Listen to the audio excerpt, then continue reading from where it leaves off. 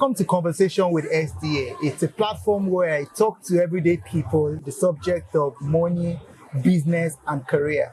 Today we are in London and we have Olabisi here with us. Olabisi, good to have you on the show. Thank you for having me, Mr. Okay, right. So let's get right into it. You are a creative working in London. Yes. How did that come about?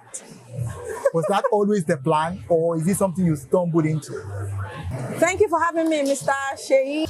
Having relocated from Nigeria over 10 years ago, I believe I came with that skill. It's always been in me. Because while growing up, I've always had passion for being photographed. So I remember when I was in uni, Dad, of blessed memories, would give me money, pocket money, to eat. But every Monday morning,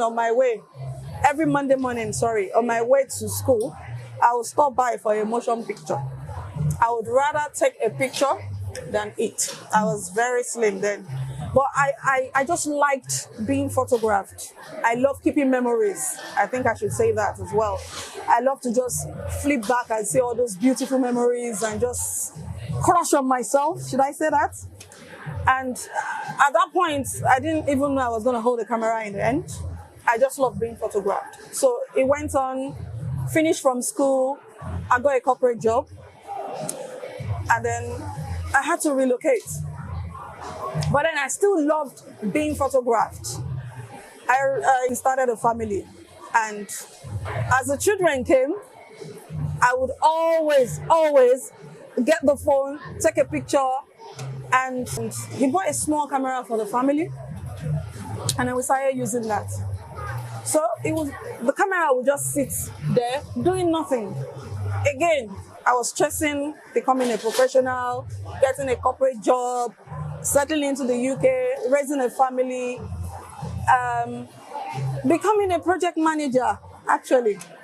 So I was on a platform learning how to hone the skill of project management and business analysis when someone spotted that I had the skill and the passion for photography. So we had a team dinner and I was there. I held the small camera. So while we were there, we were meant to be eating, right? You see me just take the camera, take a drink, take a picture of the drink, take picture of the food, take picture of people having fun. And then we had one of our, should I say, boss ladies in the room on the day. She sat there pretty and she was looking at me. So after the event, she said, "Tell me, do you do this as a hobby or are you a photographer?" I said, "No, I'm not a photographer, oh no." He said, "You know what? I see the fire in your eyes. You're going to do so well at this." I paused and looked at her and said, "What are you talking about?" I said, "Yes, you can make some money if you decide to monetize this." And guess what she did? She gave me 7 days to look for a business name, to create a Facebook page. Then Facebook was the social media thing, not Instagram. Create a Facebook page, design a logo, and share with her. So I'm forever grateful to her. Her name is Adore. That's her name, Adore. If you're watching this, Madam Adore, God bless you. Because I've lost touch. I've lost touch with her now for many years. I don't even know where she is. But she was one person God used to push me at that point. And I have no regrets at all. I have no regrets at all. That push led me here today. Because if I wasn't a photographer, I may not have met you. I agree. Story for another day. You know? So she was one that was very well respected on the project management platform at the time. And I obeyed. So got the ball rolling, started thinking of a name.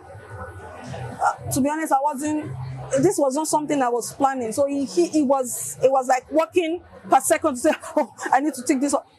And she was waiting on me for the business name, for the Facebook page, for the logo. Don't forget that this was not even me in any training school. No media school, no knowledge. I just owned the camera. Within the 7 days, I got everything she wanted. Sent it to her. She said, well done. To encourage you, Academy will be having an award. So back then, they used to do a yearly award where we all dress up, everyone gets award and all. And to encourage you, we will list you as one of our photographers. Come on. She was someone of that had that power to do it. She knew I wasn't a photographer, but I guess she knew that if she pushed me even further in that direction, it will make me wake up. As at the time, there was no budget for a professional camera, so it was still that small. It wasn't a pro camera, it was just a beginner camera. It was that one that I started with, and we covered the event with that camera on the day. It was so funny, Mr. J. Okay. So let's that is how you started. That's how I started. So how's the journey been? I want you to get into the meat of the matter. What does it feel like owning a business and running one in a country like the UK? I feel very honored. Honestly, I had to share that background so when we start talking about some things, you can understand that this was never something I brought from Nigeria. It was something I had to develop here. Let's backtrack. When you were coming from Nigeria to the UK, what were you planning to come and do? I was to continue with my corporate job. I had a bank job. I had a very good bank job then, earning well. But getting to the UK, I saw that bank jobs were just like normal jobs here. Okay. The pay was not anything out of this world, like where I was coming from. So for me, I was like, uh-oh. And to even get in, I was an immigrant. To even get a bank job felt like something very impossible. Because you can't just, my experience back home, to be honest, it didn't really matter. Even though I had a bank experience, I know it didn't really matter that much. Because they didn't know me. I didn't have any history here for them to track to say, oh, we trust this person enough to work in the bank. So it meant that maybe I'll have to write some exams. Of course, for you to even get a good job, you would have possibly spent 2 or 3 years in the UK. So they can, your character reference, just so they know that you are who you say you are.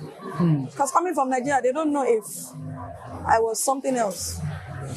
So that's why, sorry to cut you short. So that's the reason why a lot of times they tend to look for people who have UK experience to give jobs to. So that's for me is revelation. I didn't know that. They need to know you, especially we're talking about money here. They need to know you that the money is safe. Okay, so let's go back to your story. Photography. How is it like running a business in a country where every other person would rather, as immigrants, rather just take the easier route of getting a job, maybe a care job, something to start up and all of that? So I must say that the photography journey didn't start as soon as I came to the UK. Okay. No, it didn't. Oh, it didn't start immediately. It took years. When you get to a new country, you need to first understand what's even going on. Photography this was about 8 years after I got to the UK. Yeah. 8 years? Yes. It was about 7, 8 years. I've been in the UK for about 15 years now. Yeah. It didn't start the first year. Oh, sorry. I'm not saying it's impossible for it to start. In the first year. If I was coming with the skill, or if I was already a photographer in Nigeria, I would definitely come into the UK and see how I can continue doing one. Remember, I was not one. I wasn't aspiring to be a photographer. I didn't even know that I could be a photographer. It was something along the line of passion that birthed this.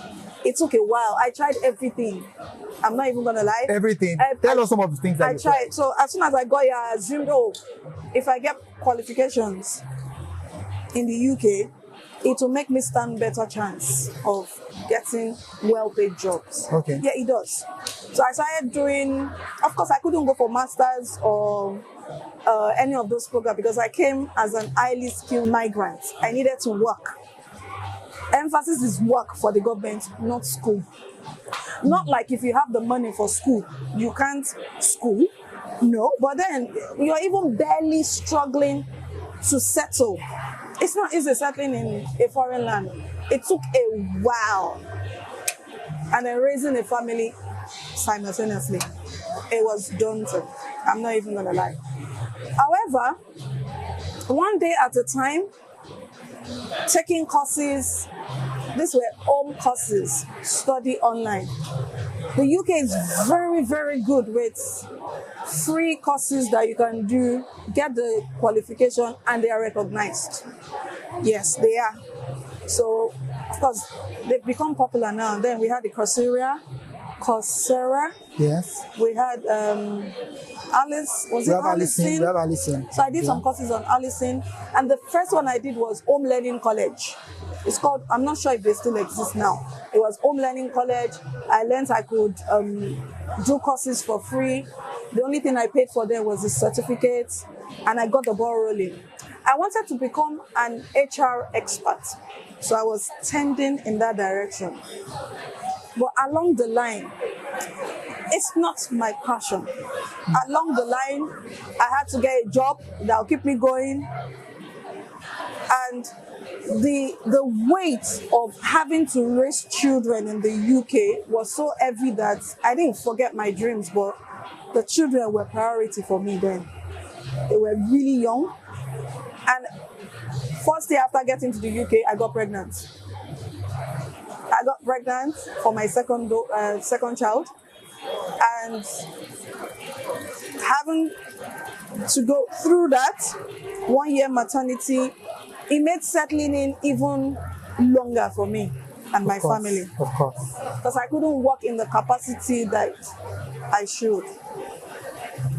But I kept learning at home. I couldn't go to college, I couldn't do other things. So I kept improving my skills at home. We've got electricity, we've got internet. There's no excuse not to be able to develop yourself in this country. If you're really, really determined to develop yourself, learn skills, it's possible here. But like I said, determined. You need to push yourself. So gradually, from trying to become an HR expert, somebody gave me the hint, oh, project management is the new thing. Learn to go on a platform, go on live projects, have practical skills, they'll help you get jobs. And that was it. So a friend hinted me, and boom, I went on the platform. So it was on that platform that this was birthed. It was on that platform that you met I met that lady. That's more like your mentor that now helped you in that direction. God bless you. It was on that platform that I met her, and even having, I did all the Prince too. I got all the certification, project management, yes. And that same year I got an award on the academy as the best PMO analyst. Wow. But again, when I checked well, I wanted to become a project manager, to be honest, for the money. Not like I can't practice as one, but it's not my passion. So when media, which started as photography, was birthed, I then focused on becoming a good photographer over practicing as a project manager. Okay, so brings me to my next question, which is, as a Nigerian running a business here in the UK, how easy is it for people to take you serious? Do they take you serious? Does that Nigerian thing still come into play? Do they dismiss you because you're a Nigerian? So it depends on the community where you have pitched your tent. Okay. I do more of African, Caribbean. So, by the way, I'm an events photographer, cinematographer, content creator, and all things to do with party coverage and all. So that's my side of photography. You know, there are different arms to photography. So that's what I do. So most of my clients are from Nigeria. Oh, okay. Most of my clients are Nigerians, Ghanaians, a few Caribbeans, a few white, but the core high percentage of my clients are Nigerians. So that way, answering your question in terms of acceptability, we are umbilical cords tie all of us together. So in a way, we see as one. Oh, we speak the same language. Oh, you're from Nigeria. Oh, I'm Igbo, I'm Yoruba. There's that level of kind of comfort to say, okay. Although some will say, oh, I've had a bad experience with Nigerians, but I'll see how this goes. And no one has been disappointed, to be honest. Thank you. So let's talk about still being in Nigeria, because of course that's where we are from. So is there something that you've been able to do being abroad that would have been nearly impossible if you were back in Nigeria? Absolutely. The work-life balance here in the UK is phenomenal. They prioritize family a lot here. Really? They don't joke with family unit in the UK. No. You strike a balance. So I remember when I got pregnant, I had started work just about 2 months, and then I got pregnant. I was scared. I didn't even know how to tell my manager that I was pregnant. I was shaking. The day I broke the news to her, she said, "Oh, PC, congratulations." I was rolling my eyes and said, "Are you going to sack me?" She said, No. Because you're pregnant, we can't. Guess what? Because you're pregnant, we can't even sack you by law. And you were just 2 months into the job. As an agency, Mr. Sherry, as an agency worker, I wasn't permanent. So they didn't hire me directly. I went through an agency. So more like what we call contract staff in Nigeria. Okay. So coming from where I was coming from, I was, to be honest, the day I told her in her office, I was shaking. What are the other things that you would have done that the UK has made possible for you that may be a struggle if you were back home? Considering where I was coming from, the flexibility of time, work policies, weekends. I used to work Saturday, Sunday back in Nigeria. Some Sundays, not every Sunday. If we have issues with balancing, we get someone into the branch on Sunday. But Saturday was a norm, Monday to Saturday. So here I have my weekend. I can go for trainings. I have access to getting kits, camera kits on credit and pay over time. So I'm not sure if they do that back home now. Before I left, I don't think that facility was there, but I know things have evolved in Nigeria as well. So it's no longer the old Nigeria. And I believe there are credit facilities as well where they can give people, Okay. So, and the safety is very, very key for me here, because media unites crawl. Sometimes 1 a.m. I'm just going home.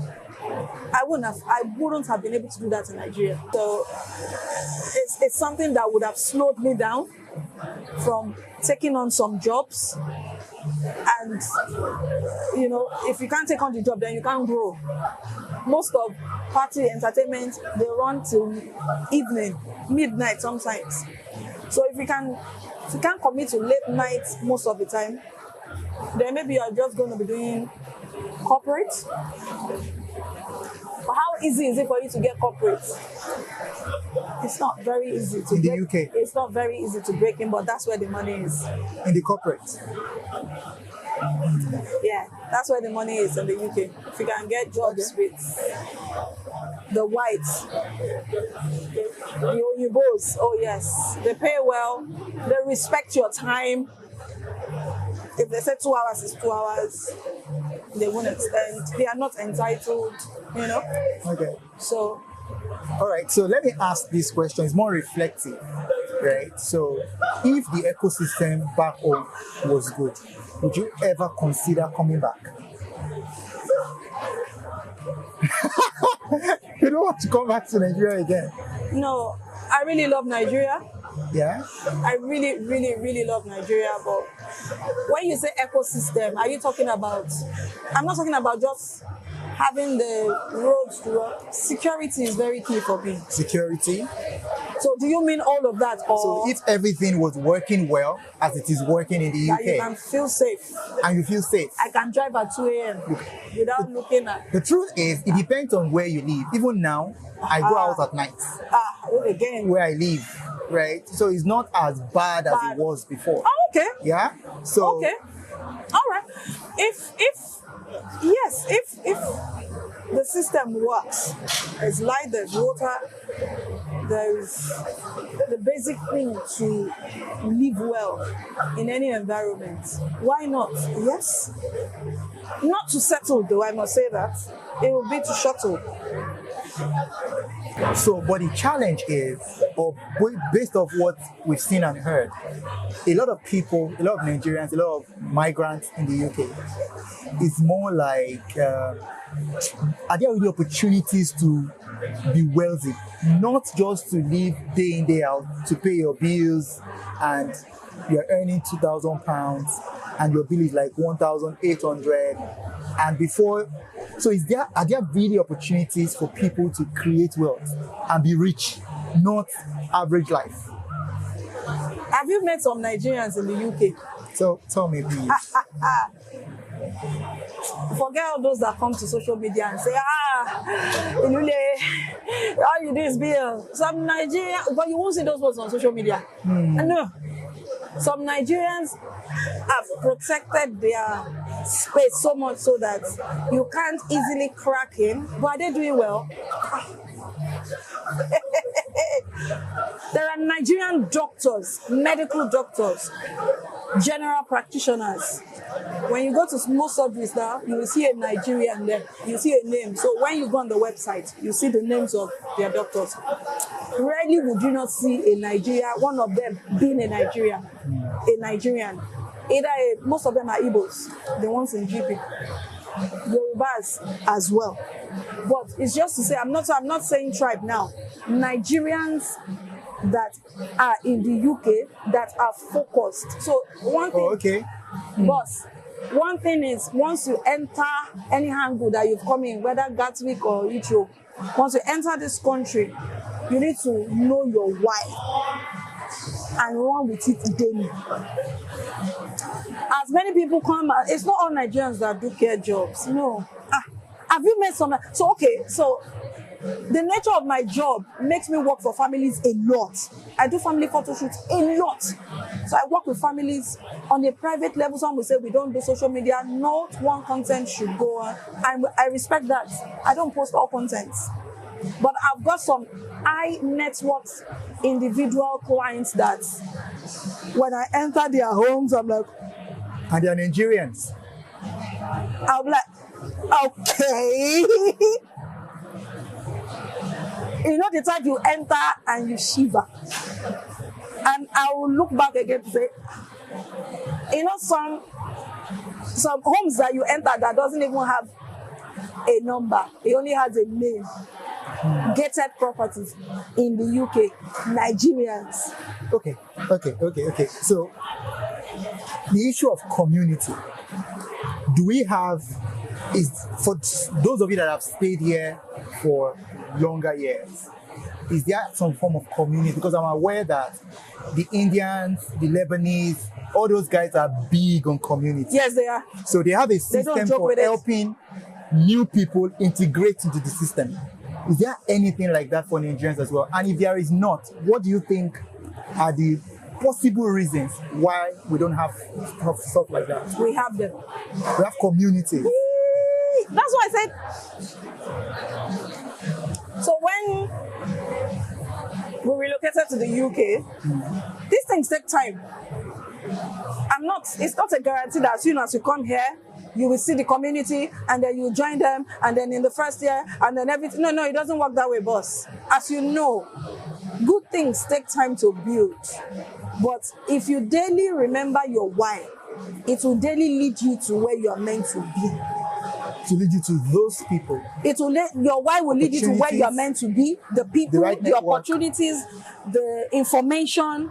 You will choose your circle very carefully. when you come to the UK, who you live with, the people you take advice from will shape your next 5-10 years. When you relocate to the UK or anywhere in the world, your contacts, the people in your circle will determine how quickly you will grow or how quickly they send you back home. Okay. One community that I can say changed my life is my church. And Church this is community. House on the Rock, London. Thank you so much. They changed my life. So when I caught that, remember that woman said, start a business. No, zero knowledge, nothing. I thought you were going to ask me, so how did you learn it? I ran to church. My church had a photographer. We still have it. We have a photography team where there are professional photographers that cover service. As soon as I heard that, if I didn't have a church community, I would struggle because then I would start looking for who is going to teach me. It's not cheap. There are some things that are not cheap, yeah. No, it's not cheap. I remember when I bought a brand new camera 2 years ago, I had to pay a white guy to teach me how to use that camera. It costed me £50 per hour, one-to-one session like this, just to show me, press this button. It's one of the best cameras. Yes. So as much as I was a professional photographer, I still needed some hand holding to use it because you may have something, if you don't know how to use it, it's as good as you don't have it. I agree. So I wanted to get the best out of that camera. It costed thousands of pounds. So I booked, he knew how to, so wow, get this camera. It was even one of those that encouraged me to get it. I got it, said, bring it, when you buy it, bring it to the studio. It's one of those that run the studio. And I will teach you how to use it. So we booked the date. We had a drink like this, and then he was showing me, press this, £50 per hour. A white guy, they don't joke with their time. 1 minute past 1 hour is an extra £50. Okay. So I ran to church. My church community, the photographers there taught me how to use my camera, and then the church gave me the chance to now start covering service. So I could build confidence and hone the skill.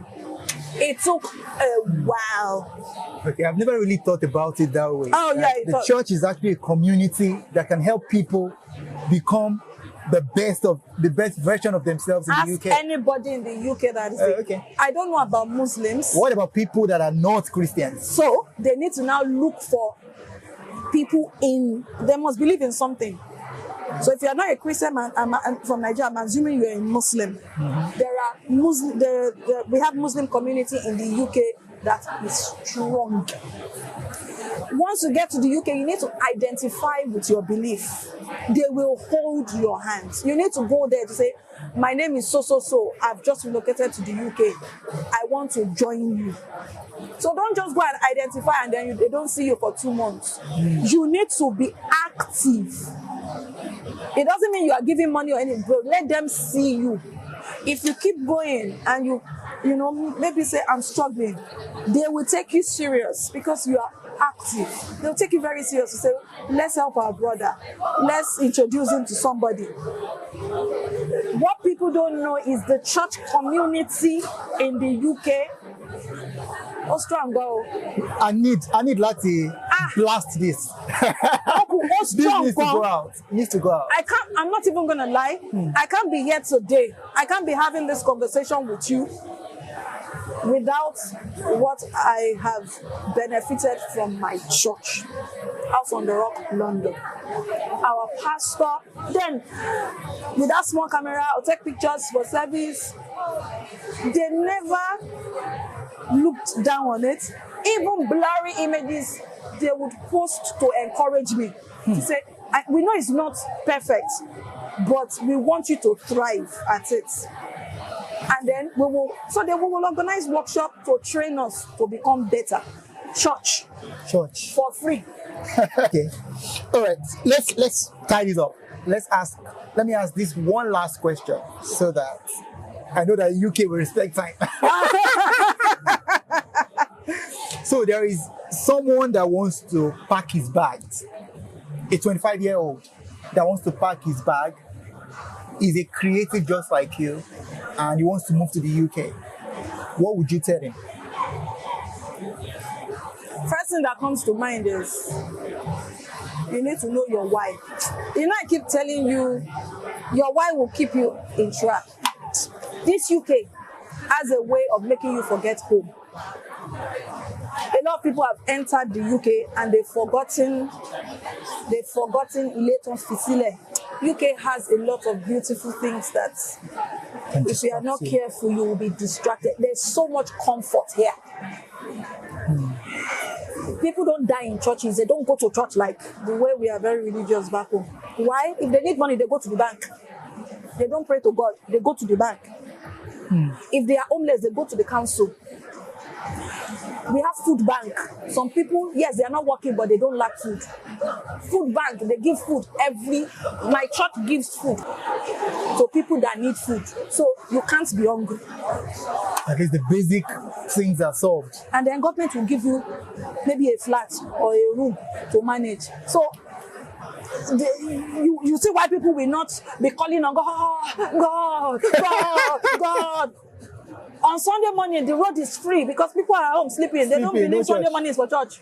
No traffic. No, in the UK, not Sunday morning express. No traffic. Not everybody go to church. I'm not saying that they don't serve God, but the UK is a very comfortable environment that if you turn in that direction, you are sleeping under your duvet. So this takes me to again that community. If you decide to do church online, my church does church online. If I decide every Sunday to sleep at home under my duvet, just press my iPad and do it, I won't meet the people I need to meet that will hold my hands. Come on. I won't meet them because I'm under my duvet. So one thing we do in our church, we hear the word, we do all things Christian. We do service as it's meant to be done in a holy way, you know. And then after service, we do after service meeting. Networking. And that's where real stuff happened. So when I started, my first clients were church members. They booked my service. Oh, we want photo shoot in my amateur form. They know it's not perfect. So they know I'm not a professional, but they will keep calling me, they will pay me. They didn't ask for free. No, my church people don't ask for free. They will pay you. And then gradually, if you do, this one is better than the last. Okay, let me try. And then one thing, I slept on YouTube. YouTube was my friend. I slept on YouTube. So I had a photography mentor, a paid mentor, who mentored me for a couple of months. And then I followed him out, watched designs for photography. When I started cinematography, I self-taught. Everything I do today on videography, cinematography was learned on YouTube. I don't have I don't have show me this, no, for video, no. I self-taught. I was determined. This was before content creation became a thing. I see everybody Everybody's content creator now. Yes, so I didn't even know we were gonna get here. So where content creation is people do it as their own business and they make money. Yes, they are. Okay, so 2 things I've gotten from what you're saying. So one, they need to know their why. 1, focus, as in when you know your why, this is how your face will be every day. Focus on your goal. It may not look like it, but you won't go out of purpose. Why am I in the UK? What led me here? To study, to raise a family, to migrate, whatever brought you here, focus. There are people wearing designers. Please. Story for another day. If it's the small one, you can. One thing here is people don't really care whether you wear designers. Those that live here don't really. They know they see you. Those ones that you were asking if they exist here, they don't really wear designers. Their home is the designers' workshop. That's where they bring out for those that's. Okay. You get it. So so they need to know their why. They need to focus. I can't rule out God in anything. So I saw your post yesterday about 2 days ago, if you've done everything you need to do, then trust God. There was something about a post, and I really resonated with you to say sometimes truly we have done everything we need to do. It looks like it's not working. Lord, I need you now. It will show forth the right connect, it will just bring somebody your way that will open one door that will then open like 100 doors for you. Okay, another insight that I've gotten or I've received from your journey is that a lot of times you don't have the full picture of your life. No, Right? no. It is more like lines upon lines, precept upon precept. As you take one step, another level unleashes. You take another step in obedience, another level, and I things like get in clear. obedience. God is. I really can't do anything without God personally, and I think is our source. Is that one that if after trying everything, He's one that won't fail. He will give you the connection, the right people. He won't mislead you. You will discern to say, I don't know where to go, but I trust you, Lord. He will lead you there eventually. And then once one door open, it will open 1,000. You just need one door to open. When that door opens and you walk through, 1,000 is already flinging open for you. It's how fast and how wide you now want to go. And your attitude will determine whether the other doors will open though. Your attitude, your behavior, your character. Are you reliable? So those ones that you have mentioned, those Nigerians you've mentioned, they like reliability. They like someone they can trust. Before they can allow you go in their home, knowing that you're a Nigerian means a lot. Because they don't want someone that will obviously go out there to, So they can trust you. Most of them book me because they say, I see you are a born-again Christian. I feel safe with you. Yes. Oh, I must say that most of my clients are Christians, born-again Christians, and churches. So there's nothing like, please, I don't want them to know I'm a Christian and all of those things. So I want to be successful. I don't have a lot. Let me quickly put this here. I don't have a lot of following on Instagram because I don't really do a lot of marketing there. I'm not saying that's why I don't have a lot of following. I have 1,000 plus, but the strength of that 1,000 is like having 100 million followers. It's not in the numbers, it's in the strength. I have 1,000, but the 1,000 keeps me so busy that you know what I mean? The 1,000, their strength is like 100 million followers. The strength of the 1,000, and I'm grateful. Okay. They are Christians. I put it there. If you go on my handle, you see it. I talk about Christ. I don't hide the fact that I'm a Christian. If you are not going to book me, please don't book me. No, it's okay. It's okay. I'm a Christian and I'm unapologetic about it. All right, guys. Although having said that, having said that, I do jobs for non-Christians. Of course. And I respect their faith. And I won't go there and be talking about Christ. I won't do anything that will make them tell me off. It's just that I attract more Christian clients. You attract whoever you are. Exactly. That's the way it is. And I'm happy with it. I feel comfortable. I rejoice with them. That's my safe place, to be honest. Excellent. And they are repeat clients. They keep calling me. They also recommend you to other people. Yes. They keep calling me, oh, we need you again. And before you know what is happening, my calendar is full for the year. I'm not even aggressive about marketing. Wow. No.